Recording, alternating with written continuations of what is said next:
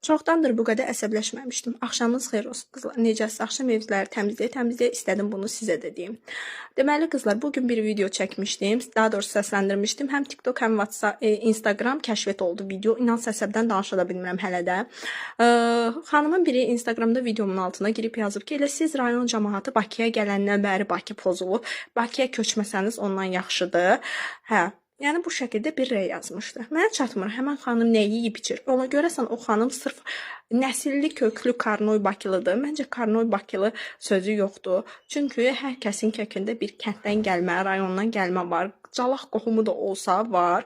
Yəni bir də ki qaldı ki rayonu və yaxud da kəndi və yaxud da ki Bakını və yaxud da Şəkini pozan pozğun hər yerdə, yenə də deyirəm, pozğundur, axmaq hər yerdə, axmaq da istəyir Şəkisi olsun, istəyir Bakısı olsun, istəyir Mingəçeviri olsun, hər yerdə axmaq, axmaqdır. Axmağı qıfıllasan da, zəncirləsən də yenə də axmaqdır. Bir də ki qaldı ki, Bakı cəmaatının bəziləri rayonu bəyənmirlər. Niyə ay bala? Rayonun qatığından, südündən yeyirsiniz.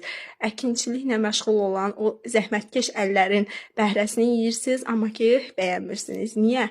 Elə rayonu Bakını idarə edən rayon cəmaatıdır. Rayonun qatığı südü, rayonun əti, rayonun meyvəsi olmasa nə yeyib içərsiniz? Bəlkə səhv deyirəm. Səhv deyirəmsə bir nəfər də çıxsın desin ki, səhv deyirsən. O zəhmətkeş insanları unutmayın məncə.